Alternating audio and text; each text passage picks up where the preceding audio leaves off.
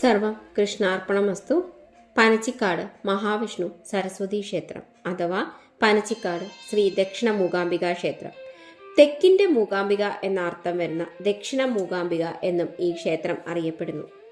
പ്രധാന പ്രതിഷ്ഠ പരമാത്മാവായ മഹാവിഷ്ണു ആണെങ്കിലും മൂകാംബിക സാന്നിധ്യമുള്ള ക്ഷേത്രമായിട്ടാണ് ഇത് അറിയപ്പെടുന്നത്. ഉപദേവതകളായി ഗണപതി, ശിവൻ, അയ്യപ്പൻ, നാഗദൈവങ്ങൾ, ബ്രഹ്മരക്ഷസ്, യക്ഷി എന്നിവർക്കും ഇവിടെ പ്രതിഷ്ഠയുണ്ട്. സരസ്വതി പൂജയ്ക്ക് പ്രശസ്തമാണ് ഈ ക്ഷേത്രം. ഹൈന്ദവ വിശ്വാസപ്രകാരം അറിവിന്റെയും ജ്ഞാനത്തിന്റെയും കലകളുടെയും കരകൗശലത്തിന്റെയും ഭഗവതിയാണ് മഹാസരസ്വതി. ആദി പരാശക്തിയുടെ 3 പ്രധാന രൂപങ്ങളിൽ വിദ്യയുടെ ഭഗവതിയായി കാണുന്നത് മഹാസരസ്വതിയെ തന്നെ. സൃഷ്ടാവായ ബ്രഹ്മാവിന് സൃഷ്ടി നടത്തുവാൻ അറിവ് നൽകുന്നത് മൂലപ്രകൃതിയായ സരസ്വതി ദേവിയാണ് എന്ന് ഹൈന്ദവ വിശ്വാസം. ക്ഷേത്രത്തിലെ യഥാർത്ഥ പ്രതിഷ്ഠ ഒരു കുഴിയുടെ ഉള്ളിൽ വെള്ളത്തിൽ മുങ്ങിക്കിടക്കുന്നു. ഇതുകൊണ്ട് പ്രതിഷ്ഠയെ കാണാൻ കഴിയുകയില്ല. ഒരു കാട്ടുവള്ളിയും പടർന്നു നിൽക്കുന്നതുകൊണ്ട് ഭഗവതിയെ പൂർണ്ണമായി മറച്ചിരിക്കുന്നു. മലമുകളിൽ നിന്ന് ഒലിച്ചു വരുന്ന ഒരു നീർച്ചാലിൽ നിന്നാണ് ഈ കുഴിയിലേക്ക് വെള്ളം ലഭിക്കുക. ഈ നീർച്ചാൽ കിഴക്കോട്ടൊഴുകി ഒടുവിൽ ഒരു നദിയിൽ ലയിക്കുന്നു. ഈ ക്ഷേത്രത്തിലെ പ്രധാന ഉത്സവം നവരാത്രിയാണ്. മലയാള മാസം അതായത് കന്നി മാസത്തിലാണ് സരസ്വതി പൂജ നടത്തുന്നത്. ഇംഗ്ലീഷ് മാസങ്ങളിലാണെങ്കിൽ സെപ്റ്റംബർ, ഒക്ടോബർ മാസങ്ങളിലായിട്ട് വരും. 9 ദിവസം നീണ്ടു നിൽക്കുന്ന നവരാത്രി വിജയദശമി മഹോത്സവത്തിന് ധാരാളം ഭക്തർ ദേവിയെ തൊഴാനെത്തുന്നു. നവരാത്രിയുടെ അവസാന ദിവസമായ വിജയദശമി നാളിൽ കുട്ടികളെ എഴുത്തിനിരുത്തുന്ന വിദ്യാരംഭം ചടങ്ങ് നടക്കുന്നു. ഉത്സവത്തിന്റെ 9 ദിവസവും സംഗീത നൃത്തങ്ങളുടെ ഒരു സാംസ്കാരിക മേള തന്നെ ക്ഷേത്രത്തിൽ നടക്കുന്നു. കൊട്ടാരത്തിൽ ശങ്കുണ്ണിയുടെ പ്രസിദ്ധമായ ഐതിഹ്യമാലയിൽ പനച്ചിക്കാട് ക്ഷേത്രവുമായി ബന്ധപ്പെട്ട ഒരു കഥയുണ്ട്. അതിങ്ങനെയാണ്. ഏകദേശം 3000 വർഷം പഴക്കം അവകാശപ്പെടുന്ന ഈ ക്ഷേത്രത്തിൽ ആദ്യം ഭഗവാൻ മഹാവിഷ്ണുവിന്റെ പ്രതിഷ്ഠ മാത്രമേ ഉണ്ടായിരുന്നുള്ളൂ. അക്കാലത്ത് ഇവിടെ 3 ബ്രാഹ്മണ കുടുംബങ്ങളുണ്ടായിരുന്നു. കിഴുപ്പുറം, കരുനാട്, കൈമുക്ക് എന്നീ 3 കുടുംബക്കാർക്കായിരുന്നു ക്ഷേത്രത്തിന്റെ ഊരായ്മ സ്ഥാനം. ഇതിൽ കിഴപ്പുറത്തില്ലത്തെ നമ്പൂതിരിക്ക് പ്രായമേറെ ചെന്നിട്ടും പുരുഷ സന്താനങ്ങൾ ഉണ്ടായില്ല. ഇതിൽ വിഷമിച്ച് അദ്ദേഹം ഗംഗാ സ്നാനത്തിനായി പുറപ്പെട്ടു. പോകുന്ന വഴിയിൽ അദ്ദേഹം പ്രസിദ്ധമായ കൊല്ലൂർ മൂകാംബിക ക്ഷേത്രത്തിലും ദർശനം നടത്തി. കുറച്ചു ദിവസം പരാശക്തിയെ ഭജിച്ച് അവിടെ തന്നെ ചെലവഴിച്ചു. അവസാന ദിവസം രാത്രി അദ്ദേഹത്തിന് ദേവിയുടെ സ്വപ്നദർശനമുണ്ടായി. അത് ദേവി ഇങ്ങനെ പറയുകയുണ്ടായി: അല്ലയോ ഭക്ത, നിനക്ക് ഈ ജന്മത്തിൽ സന്താന സൗഭാഗ്യം വിധിച്ചിട്ടില്ല. അതിനാൽ ഇനി ഗംഗാ സ്നാനമൊന്നും നടത്തിയിട്ട് കാര്യമില്ല. എന്നാൽ കുടുംബം നിലനിർത്താൻ ഒരു വഴിയുണ്ട്. നീ നാളെ തന്നെ സ്വദേശത്തേക്ക് മടങ്ങണം. നിന്റെ നാട്ടിലെ കരുനാട്ടില്ലത്തെ അന്തർജന ഗർഭിണിയാണ്. അവർക്ക് അധികം കഴിയാതെ 2 ഉണ്ണികൾ ഉണ്ടാകും. അവരിലൊന്നിനെ നീ ദത്തെടുത്ത് വളർത്തണം. ഈ സ്വപ്നത്തിൽ പൂർണ്ണമായി വിശ്വസിച്ച നമ്പൂതിരി പിറ്റേ ദിവസം രാവിലെ കുളിച്ച് ലോകമാതാവായ മൂകാംബികയെ വന്ദിച്ച് നാട്ടിലേക്ക് മടങ്ങിയെത്തിയ കിഴപ്പുറം നമ്പൂതിരി സംഭവങ്ങൾ മുഴുവൻ കരുനാട്ട് നമ്പൂതിരിയെ അറിയിച്ചു. ഈ കഥ കേട്ട കരുനാട്ട് നമ്പൂതിരി 2 ഉണ്ണികൾ ഉണ്ടായാൽ ഒന്നിനെ ദാനം ചെയ്യാമെന്ന് കിഴപ്പുറം നമ്പൂതിരിയോട് പറഞ്ഞു. സന്തോഷവാനായ കിഴപ്പുറം നമ്പൂതിരി ഉടനെ തന്നെ മഹാവിഷ്ണു ക്ഷേത്രത്തിന്റെ തെക്കു ഭാഗത്തുള്ള കുളത്തിലെത്തി തന്റെ ഓലക്കുട കരയിൽ വെച്ച ശേഷം കുളിച്ചു. കുളി കഴിഞ്ഞ് കുടയെടുക്കാൻ ശ്രമിച്ചപ്പോൾ അത് അനങ്ങിയില്ല. അപ്പോൾ അവിടെ ഒരു ദിവ്യ പുരുഷൻ പ്രത്യക്ഷപ്പെട്ടു. അദ്ദേഹം നമ്പൂതിരിയോട് ഇങ്ങനെ പറഞ്ഞു: അല്ലയോ ബ്രാഹ്മണ ശ്രേഷ്ഠ, സാക്ഷാൽ ആദി പരാശക്തിയായ മൂകാംബികാ ദേവി അങ്ങയുടെ കുടയിൽ കുടിയിരിക്കുകയാണ്.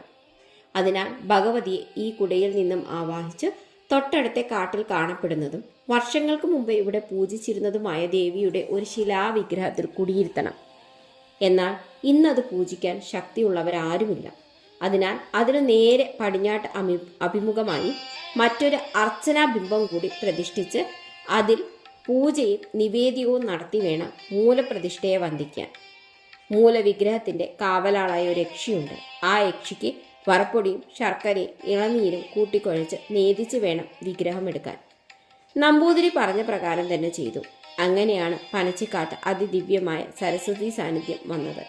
കാലാന്തരത്തിൽ മഹാവിഷ്ണു ക്ഷേത്രം മഹാസരസ്വതി ക്ഷേത്രമായി മാറുകയും ചെയ്തു.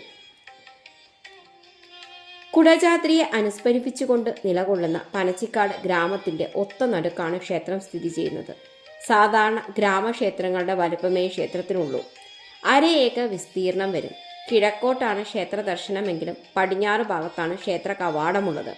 അവിടെ ഈ അടുത്ത കാലത്ത് പണി തീർത്ത 3 നിലകളോട് കൂടിയ ഒരു അലങ്കാര ഗോപുരവുമുണ്ട്. ക്ഷേത്രത്തിൽ കൊടിയേറി ഉത്സവമില്ലാത്തതിനാൽ കൊടിമരങ്ങളില്ല.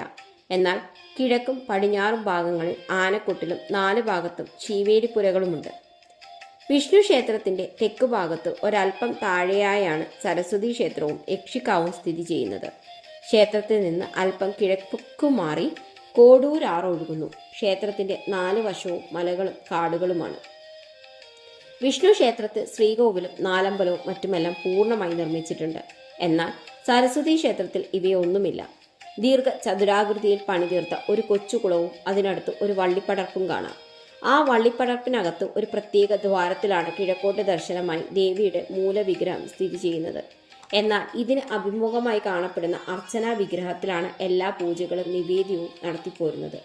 ഭക്തർക്ക് മുകളിൽ നിന്ന് തൊഴാൻ മാത്രമേ സൗകര്യമുള്ളൂ. ദേവിയുടെ നടയ്ക്ക് നേരെ മുകളിൽ പടിഞ്ഞാറ് ഭാഗത്ത് ഇലഞ്ഞയും 7 പാലയും തീർത്ത തണലിലാണ് യക്ഷിയുടെയും ബ്രഹ്മരക്ഷസിന്റെയും പ്രതിഷ്ഠകൾ. അത്യുഗ്രമൂർത്തികളാണ് ഇരുവരും. ക്ഷേത്രത്തിലെ വള്ളിപ്പടർപ്പിലെ വള്ളികളിലൊന്ന് മറ്റെവിടെയും കാണാൻ കഴിയാത്ത ദിവ്യമായ സരസ്വതീലതയാണെന്ന് വിശ്വസിച്ചു വരുന്നു. വള്ളിപ്പടർപ്പിനകത്തുള്ള മൂലവിഗ്രഹത്തിന്റെ പാദങ്ങളിൽ നിന്ന് ഒരു തെളി നീരുറവ ഒഴുകി വരുന്നുണ്ട്. ഈ ജലമാണ് തൊട്ടു മുന്നിലുള്ള കുളത്തിലേക്ക് ഒഴുകിയെത്തുന്നത്.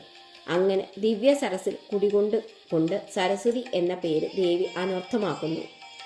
ഈ നീരുറവ കുളത്തിൽ നിന്ന് ഒരു അന്തർവാഹിനിയിലൂടെ കോടൂരാറ്റിലെത്തുകയും തുടർന്നത് മീനച്ചലാറ് വഴി വേമ്പനാട്ട് കായലിലും തുടർന്ന് അറബിക്കടലും പതിക്കുകയും ചെയ്യുന്നു. ഇതിൽ നിന്ന് തന്നെയാണ് ക്ഷേത്ര ആവശ്യങ്ങൾക്കുള്ള ജലം എടുക്കുന്നത്. വിഷ്ണു ക്ഷേത്രത്തിൽ തെക്ക് പടിഞ്ഞാറ് ഭാഗത്ത് ഉപദേവനായി അയ്യപ്പസ്വാമി കുടികൊള്ളുന്നു.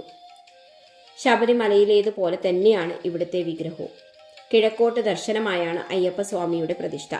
അവിടെ ഒരു മണ്ഡപവുമുണ്ട്. വടക്ക് പടിഞ്ഞാറ് ഭാഗത്ത് നാഗദൈവങ്ങളുടെ പ്രതിഷ്ഠയുണ്ട്.